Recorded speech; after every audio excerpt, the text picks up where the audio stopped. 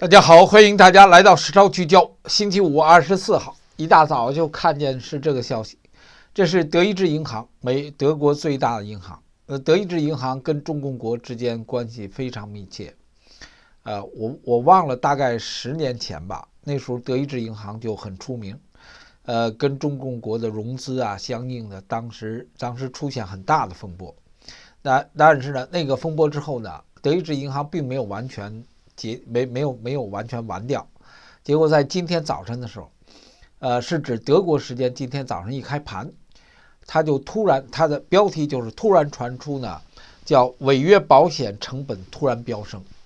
它具体多少没有，违约保险成本突然飙升，我们简单的理解就是应该一些这个违约的人数量增加。违约人数量增加，那就是贷款到日子不给钱了，没有利息，该付的每个月付的钱他付不起了，很多人违约了。简单的说就是这样的，它的本质的内容就是这个。无论它衍生出来的什么样的标志，那是另外一回事。但这个东西呢，就是故事就比较类似了。这个故事的标志跟瑞士信贷崩溃之前的一开始的说法是一模一样的。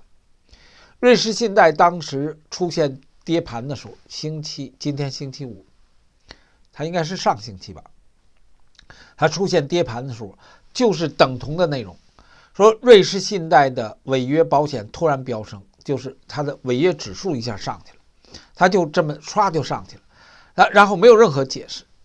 那当时的瑞士信贷因为它的这个当量大嘛，它被称为世界第7大银行，商业银行，世界最老的银行，而且当时它标榜的就是那是世界上信誉最高的，因为瑞士信贷是信誉最高的银行。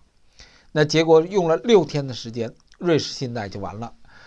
而它比较凶狠的就是在瑞士政府的帮助下改变了法律，从而使得瑞士信贷170亿美元的债券宣布归零作废，那个是非常可怕的。那现在呢，你看到的故事就是说，作为德意志银行，它同样有相当比例的叫 AT1， 就是它的债券部分，它债券部分比例也相当大。所以在报道的推特上就各种故事都有了，推特上怎么个说法都有了。我就跟大家介绍一个梗概的状况。那他讲说德意志银行的有关债券的部分立刻就凸显出来，因为瑞士可以归零，那德国银行也可以归零。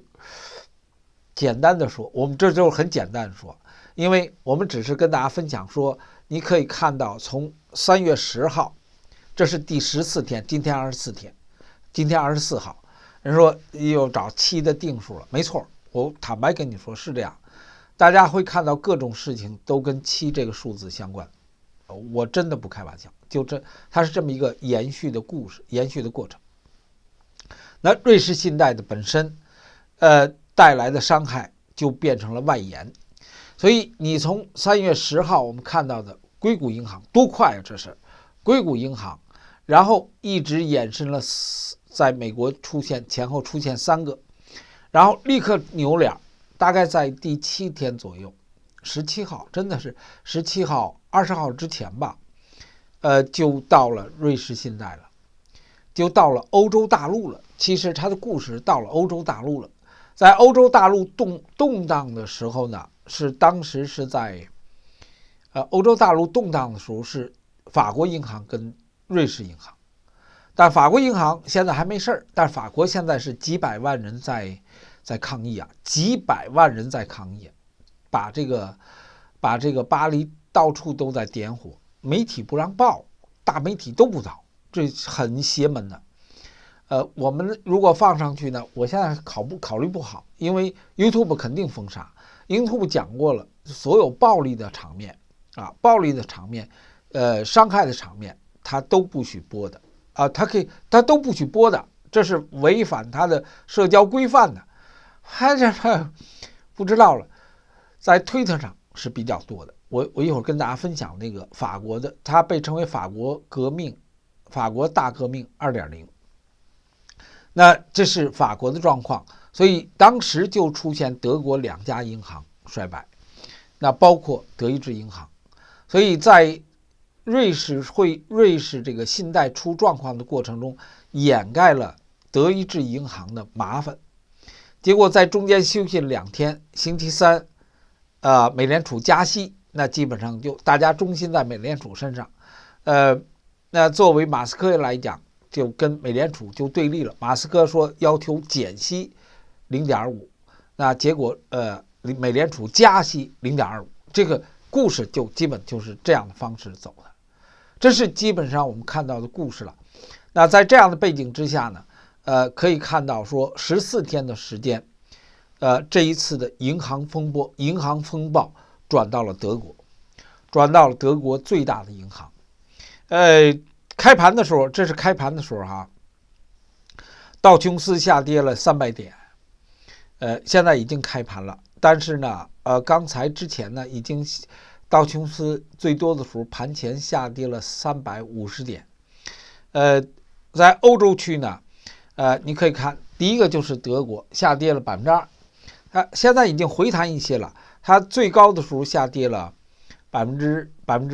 应该是2点多，300多点。这里提到德意志银行跟瑞士银行的股票在下跌，它就是故事基本这样。那瑞士银行呢，就是购买瑞士信贷的这个银行，它的当量是11000亿，德意志银行的当量是12000亿，大概是啊。所以那这样的银行如果出问题的话，大家能够想象出来，中国的 GDP 一年几个1万亿美元，中国的 GDP 一年有几个1万亿美元，我们这都是可以算出来。你要知道，它要完蛋的话，它的带动性，这是美国的这个突然说美国的商业电视台，违约成本突然飙升，下跌14%，所以突然飙升这个意思就是说，那它怎么飙升的？什么原因的？专家没说，没了。所以我现在跟大家分享，你别介意，我就问你，是专家还是强盗？是专家还是欺诈者？那今天马斯克跟这个美联储主席对赌，美联储加息0.25，马斯克要求减息0.5。我问你，谁是专家？谁是科学？谁是专家？谁是科学？谁是欺诈者？市场应该往哪儿走，才是最大的人群的获利安全？那今天的马斯克是否考虑所有人民的获利安全，还是考虑特斯拉的安全，他自己的安全？那今天的美联储，你有多大信心是考虑人民的安全，还是考虑他自己的官位？你有多大信心？我问你，我相信所有人都没有信心，对吧？所以你站在科学的角度，你就是一个欺诈者和被欺诈者，一定的，因为所有这样的讨论都没有一个生命自我约束的道德基础。你说美联储要不要有生命道德基础？肯定朋友会说应该有。那生命道德的基础是什么？国家为人民服务的，为了人民的福祉，国家可以不存在。你觉得对吗？然后朋友说了，银行系统都有监管的，什么人在监管？那他的监管概念跟今天的习近平统治中共国之间有什么区别？中共国在他的统治之下，那叫监管，完全可以叫监管。监管是权力，是监视，是掌控。那跟今天的美国社会中间，他们之间的区别是什么？人说监管是民主的，那好喽，这个东西又回来了。监管是民主的，在民主的框架下，美联储主席鲍威尔说的对，还是马斯克说的对？你给我答。他没有。道德是绝对的，道德不是民主的，道德是生命自我约束的。今天以民主的概念是不择手段的，这是今天的科技精英，这是今天充斥着人类社会精英层面吃香的喝辣的自以为是的每一个独立者。每一个精英就是每一个独裁者，每一个精英就是每一个独裁者，所以他们相互侵诈，相互欺骗，相互玩死人，相互自娱自乐。它的原因就是他们精英的存在就是对道德的泯灭。不缺德你能是精英吗？这话绝对对。不缺德你能是精英吗？德意志银行对欧洲银行稳定性直接冲击了，它下跌了星期四晚上信誉违约互换激增啊，星期五下跌14%以上，它整体股价下跌了20%以上啊，整体股票价格就这个大概就这3天，连续第3天已经贬值了20%，所以前2天是它贬值的过程中呢，在大势的背景之下是一个调整式的，今天就是暴跌式的。信用违约互换意思就是公司债券持有人针对违约的一种保险形式，从前一天的142个基点上升到173个基点，就在一个晚上。我不是学我们不懂它这个基点多少对多少是应该对应的。但如果从142上升到73%的话，那是30个百分点啊，上升了30个点数。如果按照百分比呢，应该是20%啊，20%。那20%的基点呢，那对于市场就大家也能理解了。它那个危险违约基点上升了20%的话，那它股票下跌了14%，也就是说，它不可靠了。就换句话说，不可靠了，对不对？而他所谈到的是公司债券，公司债券就说明有人在跑，我感觉是有人在跑，也就是说有人抛掉债券，就是没到期呢就抛了债券了，不相信了。我个人以为就是大家能理解吧？5年期的债券，如果他提前跑了的话，那肯定人家不给他钱，还得罚他钱吧？如果我没理解错的话，这是违约。所以人们为什么惧怕？持有德意志银行的债券持有人对德意志银行的信誉破灭了，因为跟瑞士信贷有关。所以下面谈到瑞士信贷，紧急救援是跟美国硅谷有关，然后加紧担忧，而瑞士跟全球的监管机构希望瑞士信贷出售给瑞士银行来平息。那目前看来，显然没有任何人相信这笔交易能够减缓银行的压力，完蛋了。而瑞士银行的额外一级的 AT1 债券，在作为援救交易的一部分，他用债券拿出来去援救的。瑞士信贷的悬而出现有争议的减价后，本周成为头条的资产级别就是大量抛售。大家就搞明白了，瑞士信贷的最可怕的地方，170亿的这个债券给归零了。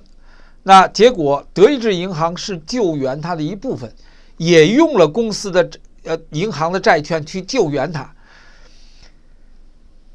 我们那期节目讲了，瑞士信贷一旦把债券归零，就是资本主义完蛋。资本主义就是资本与信誉相挂钩，结果欺诈了信誉，毁掉了就是我不给钱了，没了，全没了，活该了。他一活该了，结果德意志银行又用自己活该的债券去填充瑞士信贷的本身，就想把它买过来平息嘛，也是靠借款。那人们对瑞士信贷都不信了，能信你瑞士银行、德意志银行你的债券就会保住吗？大家就违约的跑，我感觉是违约的跑了。就是债券没到期我就结账了，结账了那就违约了，违约了那就干吧，干一下就飙升了，所以人们在跑。而买得起，大家要想明白，买得起银行债券的人，敢去买的人，都是投资集团，不是你我个人，对不对？我拿3毛5，哥们儿，你给我一张纸，哇塞，3张，那张纸都是250的，你拿3毛5去买去了，不是我们，是银行之间相互的债券借贷之间的关系，这是一种投资组合，也就是说，减持德意志银行的这个债券的人、持有人、抛售者，同样是银行专家、金融专家、私人银行家、国营银行家 ，whatever 你叫他什么，专家干起来了，专家干起来全是土匪流氓。星期五，德国央行跟这个德国银行一起主导欧洲主要银行业大幅下跌9%，现在9%。法国瑞士信贷、法国兴业银行下跌7%，巴克莱、法国巴黎银行下跌6%。所以，有道理相信下一波赛就是德国，如果银行完了，下一下就是法国。那德意志银行2019年曾经重组过，它的基数都是很好的。他说贷款人2022年贷款人的年净收入50亿美元。那比前一年增长159%，它的成本能力、提高能力都好。它下面就列出了一些相关的银行的偿付能力的指标。2022年底13.4%，流动性142%，那稳定性119%。这些数字并不表明银行的应付能力或流动性状况有任何担忧。什么意思啊？这是？就是说它数字很好，但出事儿了。如果数字很好出事儿了，就是挤兑了。投资人抛弃德意志银行的债券，在挤兑，在跑路。你让我解释是这么解释了。下面就谈到了监管机构信心如何，利率上升如何。我个人只能说，你就看着一波一波的，这绝不是人在干。绝不是人在干，一定在摧毁，有一种力量在摧毁着精英者的一切的做法，在摧毁科学的一切。